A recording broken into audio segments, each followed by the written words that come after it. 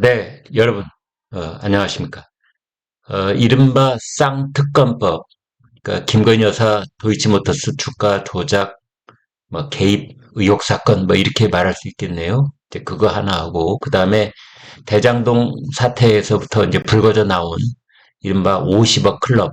그래서 그 김만배를 비롯한 대장동 일당들로부터 50억 원을 받았거나 또는 받기로 약속을 했거나 한 그 6명, 이 사람들을 다시 수사를 하자. 이게 이제 50억 클럽 수사 이거 아닙니까?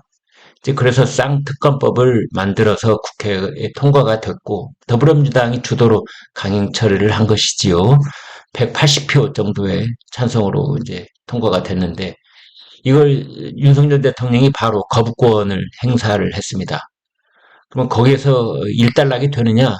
보통은 그렇게 일단락이 되는데 제 의결이 통과된 경우는 거의 없거든요. 우리나라 헌정사에서 한 번 있었던가 그렇습니다. 나머지는 다 제 의결 과정에서 그냥 소멸돼 버리고 마는 건데 지금 이제 민주당은 이것을 끝까지 물고 늘어지려고 하는 그런 어떤 지연 작전 이걸 이제 쓰고 있는 거지요. 제 의결 이걸 그 시점을 자꾸만 늦추는 겁니다.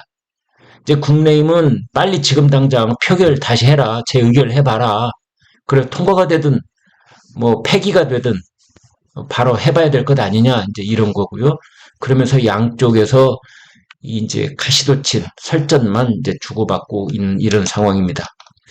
그래서 지금 이제 윤 대통령이 거부권 행사를 이미 했습니다. 논거를 놓고 이제 그 권한쟁의 심판을 청구를 하겠다 이렇게 으름장을 야당이 놓자 이제 거기에 대해서 악의적이다 이렇게 여당 쪽에서는 얘기를 하고 있는 거고 그다음에 제2부속실을 만들겠다 한 것에 대해서 이제 야당 쪽에서는 물타기다.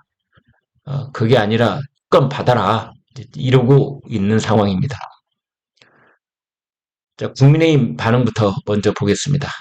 국민의힘은 민주당이 거부권 권한쟁의 심판 청구를 예고한 것에 대해서 악의적인 총선용 정략이다. 이렇게 말하고 있고 더불어민주당은 대통령실이 김건희 여사 활동을 보조하는 제2부속실 설치를 검토한 데 대해 특검 민심을 회피해 보려는 물타기다. 지금 이렇게 나와 있습니다. 그래서 악의적이다, 물타기다 이렇게 지금 서로 부딪혀 있는 거지요. 제2부속실을 만들면 제2부속실장이 이제 임명이 될 테고 거기 그 실장 이하 제2부속실의 이제 구성원들이 이제 진용을 갖추게 되면 반드시 이 사람들이 김건희 여사로부터 이런저런 어떤 구설이 생길 때마다 책임을 져야 됩니다. 그래서 이전까지 김건희 여사가 이렇게 저렇게 이제 보도 매체에 의해서 뭔가가 나오고 이랬을 때 이게 도대체 어디서부터 시작된 거지? 누가 이런 일을 꾸민 거나 방치한 거지? 이런 이제 의혹 제기가 생겼을 때 그 명확하지가 않았었거든요. 그러나 제2부속실이 생길 때부터 이제 그거는 그렇게 안 되는 겁니다. 이제 분명하게 책임질 사람과 권한을 가진 사람과 그 일을 김건희 여사를 둘러싸고 하루 24시간 365일 그 일을 책임지고 기획하고 그다음에 이제 거기에 대해서 김건희 여사의 일거수일투족을 관리를 하는 이제 그런 책임 부서가 생기는 것이지요. 혹자는 이런 얘기도 합니다. 제2부속실이 생긴다고 해도 실장에서부터 제2부속실의 모든 직원들, 그 구성원들을 김건희 여사가 직접 이제 그 인적 구성을 본인이 아는 사람으로 그렇게 한다면 제2부속실이 무슨 의미가 있겠느냐. 김건희 여사가 하고 싶은 대로 다 하게 된다면 있으나마나 한 것 아니냐. 이런 말도 일간에서는 합니다만 그렇지는 않습니다. 네. 일단 김건희 여사가 어느 정도 호에 관한 인사에 관한 의견 제시를 할 수는 있겠죠. 왜냐하면 그게 제2부속실 김건희 여사를 위한 이제 그 부서가 새로 설치가 되는 것이기 때문에 그러나 그렇다고 하더라도 그것을 임명하는 건 대통령실에서 이루어지는 일이고 또 대통령실 비서실장 산하에 있는 그런 부서가 될 것이기 때문에 꼭 그렇게만 되지 않고 이제 이 일의 경계선이 명확하게 그어질 수밖에 없는 그런 외적 조건을 만드는 그런 효과는 있을 겁니다. 아무튼 이제 그래서 국민의힘 쪽에서는 권한쟁의 심판 이거 지연작전 아니냐, 빨리 특검을 표결을 다시 해라, 이제 이러고 있는 겁니다. 그래서 이런 얘기를 했습니다. 헌법이 부여한 대통령의 고유 권한인 제의 요구권은 애초에 권한쟁의 심판 청구의 대상이 될 수 없으며 끝내 청구한다고 하더라도 각하될 것이다. 그러면서 쭉 말을 이어갑니다. 이를 알고서도 끝내 청구를 강행하겠다는 주장은 그저 제 표결을, 그러니까 제 의결을 최대한 미루려는 것이다. 그래서 지금 그 2월 첫 주에 설이 있잖아요. 설 연휴가. 설 밥상에 또 뭐 민심이 어떻게 움직이느냐, 또 이런 얘기 또 나올 텐데, 그때까지 아무튼 특검에 관한, 거부권에 관한 세간의 관심을 계속 증폭시키면서 끌고 간다. 이게 이제 더불어민주당의 정략이라는 거죠. 총선 정략. 그래서 어쩌면 제 의결, 그러니까 대통령의 거부권 행사를 다시 뒤집으려는 그 특검에 관한 재표결, 이걸 끝까지 늦출 것이다, 이런 얘기 나오고 있고, 또 하나는 국민의힘 공천 과정에서 탈락하는 현역 의원들 있잖아요.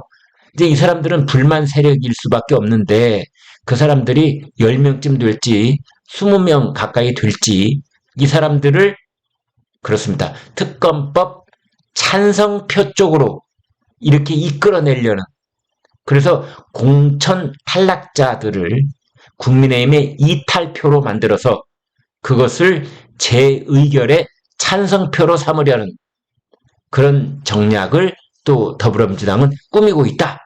뭐 이런 얘기도 나오고 있습니다. 아무튼 그렇게 하기 위해서는 다 시간이 필요하거든요. 그래서 지연 전략을 쓰고 있는 것이다. 이제 이런 겁니다. 아무튼 이 부분입니다. 근데 그것에 대해서 지금 국민의힘 쪽에서는 이렇게 비판하고 있는 거죠. 특검의 불씨가 꺼질세라 선 기간 내내 이슈를 삼아서 정치적 혼란만을 위해 이를 확산시켜 국민을 혼란에 빠뜨리려는 악의적인 꼼수다. 이렇게 얘기를 하고 있습니다. 이에 반면에 이제 민주당 권칠승 수석 대변인, 제2의 부속실 설치는 특검의 대안이 아니다. 윤 대통령이 외쳤던 법과 정의, 공정과 상식을 스스로 무너뜨려 놓고도 반성은커녕 오만과 독선으로 민심을 외면하고 있는 것이다. 국민의 압도적 다수가 찬성하는 특검 민심을 제2 부속실 설치와 같은 얄팍한 수단으로 피할 수 있다고 생각하는 것인가? 국민은 무조건 옳다던 대통령은 왜 국민의 명령인 특검법을 거부했는지 답해야 한다. 이런 거고, 답은 이미 했지요, 여러 번. 그게 총선 정략이기 때문에 받아들일 수 없다. 네? 그래서 이제 대통령 비서실장이 아주 길게 설명을 했잖아요. 7가지 이유를 대면서 왜 대통령이 거부권을 행사할 수밖에 없었는지, 그 이유를 누누이 다 설명을 했는데도 불구하고 또 설명하라, 이제 이러고 있는 겁니다. 답해야 한다. 이미 답했어요. 이미 답했는데도 불구하고 또 이러고 있는데, 뭐 이게 다 이제 치고받고 이렇게 하는 거죠. 뭐 이거는 귀담아 들을 필요가 거의 없는 그런 설전에 불과한 거고요. 아무튼 지금 이 특검법 그리고 거부권, 이것이 전혀 해소되지 않은 상태로 양쪽이 부딪혀 있는 셈인데요. 아무튼 제 의결이 통과된다? 이거는 거의 가능성은 없어 보입니다만, 아무튼 그 가능성을 약간이라도 열어놓은 채 그것을 계속 사람들 입에 오르내리도록 만드는 효과, 이제 그거는 노리는 거죠. 그래서 그것을 구정, 연휴, 그 이후까지도 계속 끌고 나가려고 하는 거고, 그걸 빌미 삼아서 국민의힘 공천 과정을 흔들어 놓으려고 하는 이제 그런 속셈도 있다. 저는 이렇게 보는 겁니다. 왜냐하면 아마 공천 과정에서 탈락할 가능성이 있는 사람들은 본인이 먼저 낌새를 눈치채고 있을 것입니다. 이제 이런 사람들은 한동훈 비대위원장, 또 공천관리위원장, 이런 사람들에게 은근히 아마 어떤 사인을 보낼 겁니다. 나 탈락만 시켜봐. 나 탈락시키면은 내가 가진 표, 제 의결에 관한 표, 이거 어디로 갈지 몰라. 알지? 이를테면 말이죠. 이제 그런 식의 모종의 지금 복잡한 분위기가 형성될 수도 있다. 이제 이런 상황입니다. 그래서 아무튼 더불어민주당의 지연 전략, 이것을 국민의힘이 어떻게 저지시키느냐, 이게 관건이라고 볼 수 있겠습니다. 네, 여러분 고맙습니다.